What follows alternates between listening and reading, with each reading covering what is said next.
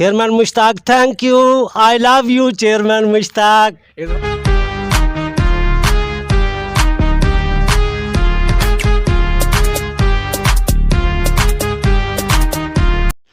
अस्सलाम वालेकुम नाज़रीन, मैं आपका मेज़बान मोहम्मद अनाम खान और आप देख रहे हैं यूट्यूब चैनल टुडे डेली के। नाज़रीन, जैसा कि हल्का N75 में सैयद इफ्तिखारुल हसन अल मरूफ ज़ारे शाह के इंतकाल के बाद ज़िमनी इंतखाबात होने जा रहे हैं। जैसा कि हल्का N75 में सियासी कैंपेन काफ़ी रूज पर है। सबसे पहले जनाब जी अपना नाम दसो, ना नाम की? हाँ जी, सयोनी मेरे दिल दा जानी।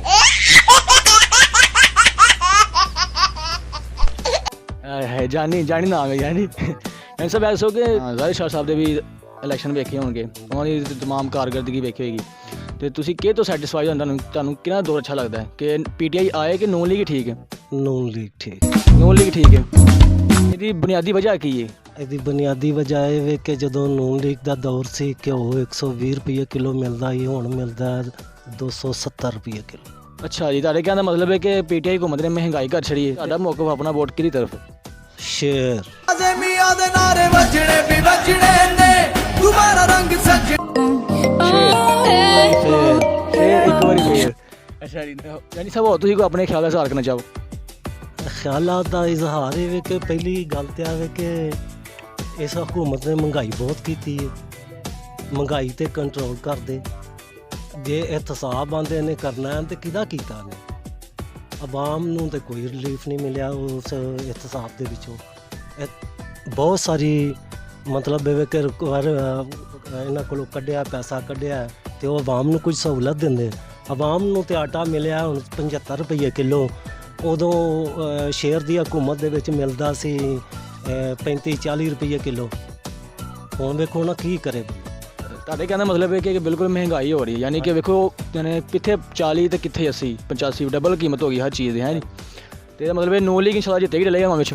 ਬਿਲਕੁਲ ਜਿੱਤੇਗੀ। ਸੱਚ ਗੱਲ ਤੇ ਆ ਵੇ ਕਿ ਬਹੁਤੇ ਦਿਲ ਸ਼ੇਰ ਨਾਲ ਧੜਕਦੇ ਨੇ।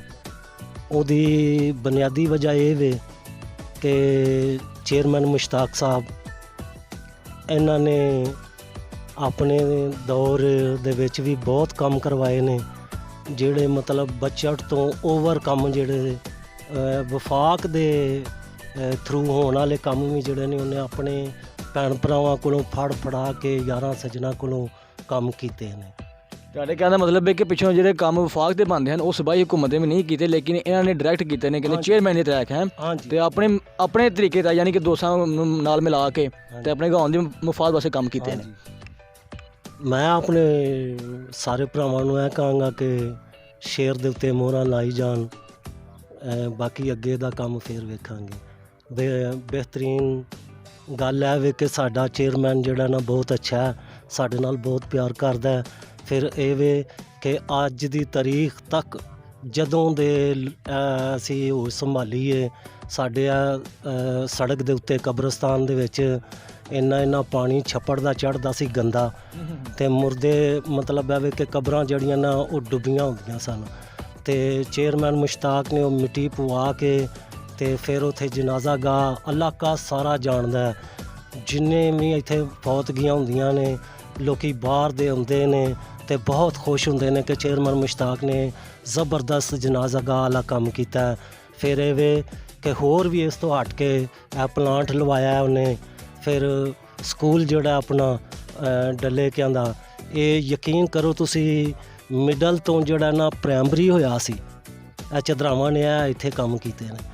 ਮਿਡਲ ਤੋਂ ਪ੍ਰਾਇਮਰੀ ਹੋ ਗਿਆ ਸੀ ਇਹਨਾਂ ਦੀ ਕੋਸ਼ਿਸ਼ ਦੇ ਨਾਲ, ਫਿਰ ਮਿਡਲ ਹੋਇਆ ਔਰ ਇਨਸ਼ਾਅੱਲਾ ਸ਼ੇਰ ਦੀ ਹਕੂਮਤ ਆਈ ਤੇ ਇਹ ਮੈਟ੍ਰਿਕ ਦਾ ਹੋਏਗਾ, ਜਿਹਦੇ ਵਿੱਚ ਸਾਡੀਆਂ ਬੱਚੀਆਂ ਵੀ ਤੇ ਬੱਚੇ ਵੀ ਤਾਲੀਮ ਹਾਸਲ ਕਰਨਗੇ। ਖੂਬਸੂਰਤ ਤੁਸੀਂ ਗੁਫ਼ਤਗੂ ਕੀਤੀ ਹੈ।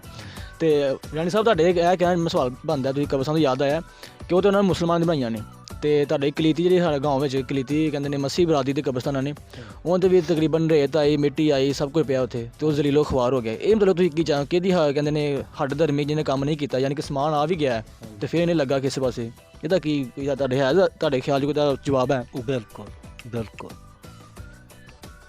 ਇਹਦਾ ਪਤਾ ਕਾਰੋਬਾਰ ਦੇ ਵਿੱਚ ਅਤੇ ਜਿਹੜੇ ਮੇਰੇ ਭਰਾ ਸਮਝਦੇ ਨੇ ਇਸ ਗੱਲ ਨੂੰ, ਗੱਲ ਤੇ ਉਹਦੇ ਲਈ ਹੁੰਦੀ ਹੈ ਜਿਹੜਾ ਸਮਝੇ। ਚੇਅਰਮੈਨ ਮੁਸ਼ਤਾਕ ਸਾਹਿਬ ਦੀ ਕੋਈ ਕਾਰੋਬਾਰੀ ਮਜਬੂਰੀ ਬਣ ਗਈ ਹੈ ਜਿਸ ਦੇ ਸਬਬ ਉਹ ਇਹ ਕੰਮ ਕਰਵਾ ਨਹੀਂ ਸਕਿਆ।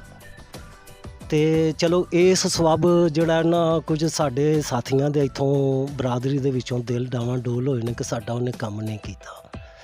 ਪਰ ਐਵੇਂ ਕਿ ਉਹਨੇ ਕੋਈ 10,000 ਇੱਟ ਉੱਥੇ ਪਈ ਹੈ, 2 ਟਰਾਲੇ ਰੇਤ ਸਟਾਈ ਹੈ, ਜਿਹਦੇ 'ਚ ਇਹ ਕਿ ਮੈਨੂੰ ਪੱਕ ਕੇ ਕਿ ਚੇਅਰਮੈਨ ਮੁਸ਼ਤਾਕ ਜ਼ਰੂਰ ਇਹ ਸਾਡਾ ਕੰਮ ਕਰਵਾਏਗਾ, ਜ਼ਰੂਰ ਕਰਵਾਏਗਾ। ਇਸ ਤੋਂ ਇਲਾਵਾ ਹੋਰ ਕੋਈ ਸਾਡਾ ਕੰਮ ਕਰਵਾ ਨਹੀਂ ਸਕਦਾ।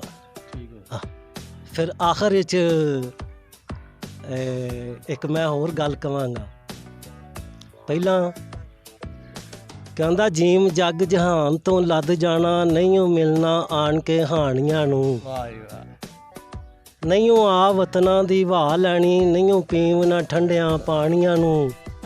ਨਹੀਂ ਉਹ ਆ ਮਾਈ ਤੇ ਬਾਪ ਨਾਲ ਮੇਲ ਹੋਣਾ, ਨਹੀਂ ਉਹ ਮਿਲਣਾ ਔਰਤਾਂ ਰਾਣੀਆਂ ਨੂੰ। ਫੁੱਲ ਵੰਡ ਮੁਹੰਮਦਾ ਆਪ ਹੱਥੀਂ, ਪਛਤਾਏਂਗਾ ਮੌਜਾਂ ਮਾਣੀਆਂ। Chairman Mushtaq, thank you, I love you chairman Mushtaq.